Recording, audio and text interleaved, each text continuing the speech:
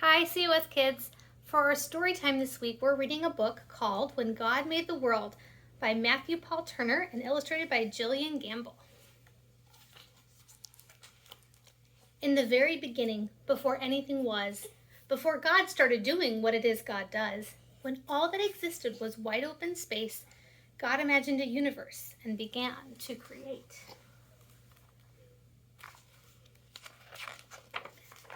God hung trillions of lights, stars big and stars bright.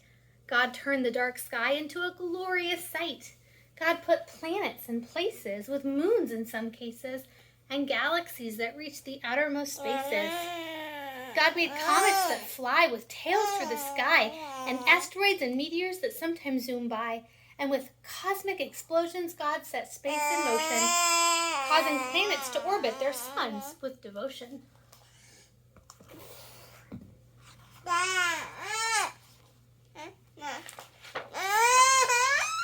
And somewhere amid all the swirling light, inside a cluster of milky white among stars and planets and cosmic dust, God made a place for the story of us. 'Cause when God made the world, God displayed heaven's glory for you and for me and for all the world's stories.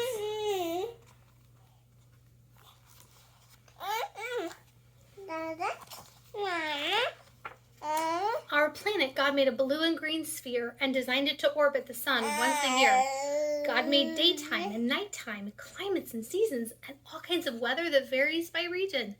God made continents and oceans, islands and seas, a north and south pole that God put in deep freeze.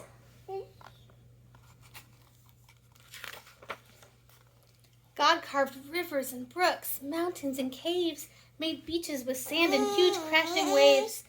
God made tropics and plateaus, glaciers and meadows, marshes and tundras, and erupting volcanoes.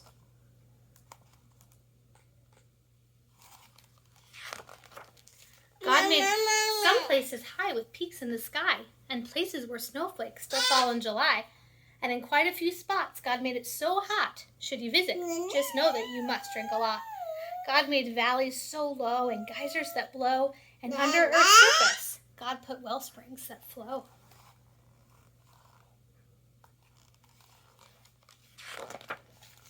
Then with gardens and forests and other things green, God made earth come to life using soil and seed.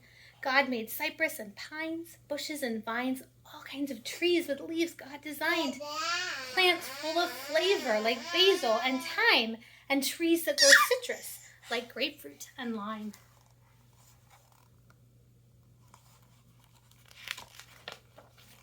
God made flowering plants and plants that enchant. While most you can touch, God made some that you can't. Roses, be warned, are prickly with thorns, and there's an African melon God covered in horns. And poison ivy's backlash, giving you a rash. Wherever it touches, you'll itch and you'll scratch. But don't let that stop you. Run barefoot through the grass. Pick a flower or two or a bouquet perhaps. Find a tree you can climb, or with a seat and some twine, build your very own swing on a backyard zip line.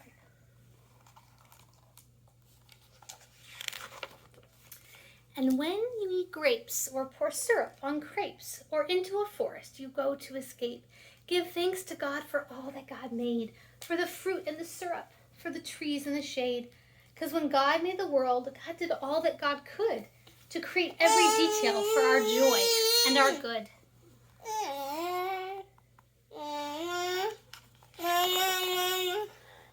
Now, what happened next is a mystery at best, but God made a bird and that bird made a nest. So God filled the sky, perhaps over time, with birds and more birds, and most learned to fly.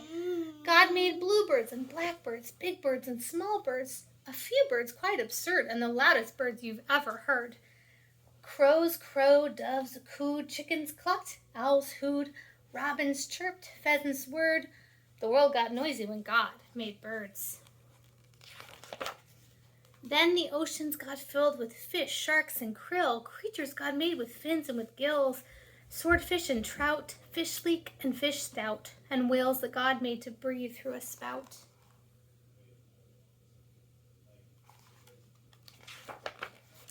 God made sea rays and eels, fish red, yellow, or teal, And some fish so odd that they hardly look real, like a fish that has fangs, or a monster-like face, or a fish that flies or makes its body inflate.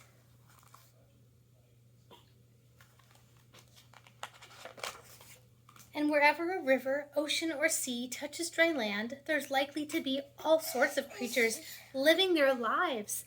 On land and in water, that's how they survive.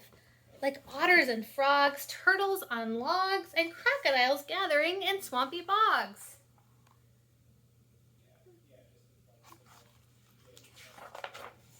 And then God made cows, horses, and goats, and God made gibbons with inflatable throats.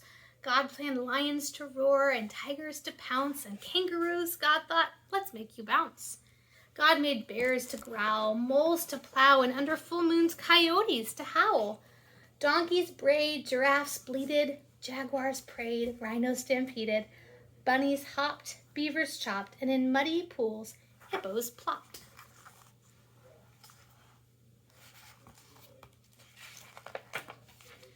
Yes, all living creatures, from whales to snails, from those covered with feathers to those covered with scales, each God designed with a home in mind to develop and evolve if needed over time. Because when God made the world, every creature on earth became a part of life's circle, having value and worth.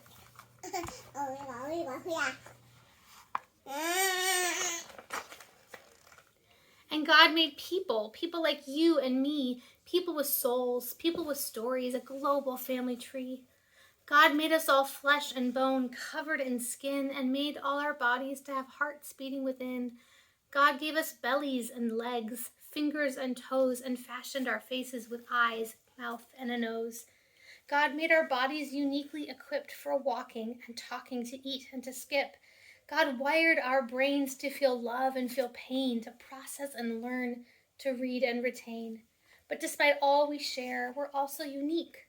God made us all human, with just a few tweaks.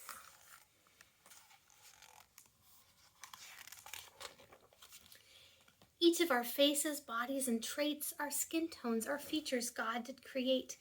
God made some people shy and some people loud, and some who thrive in the midst of a crowd. Some make music and some like math, and some are prone to blaze their own path. But always remember, 'cause this much is true, God had a purpose for making you, you.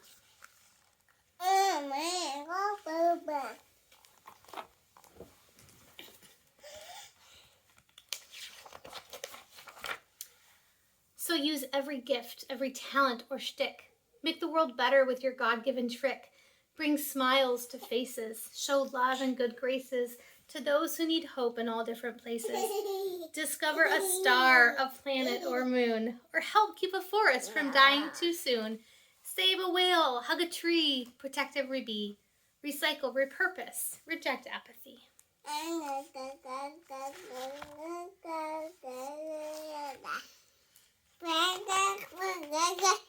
Because all of creation whispers God's story.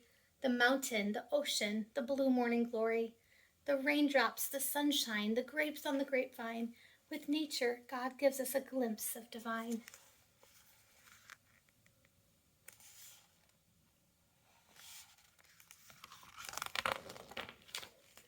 And just like a star might showcase God's light, or a waterfall give us a sign of God's might, the same could be said of me and of you. How we live, how we love, tells God's story too. Because when God made the world and the world started spinning, the story God wrote was just a beginning.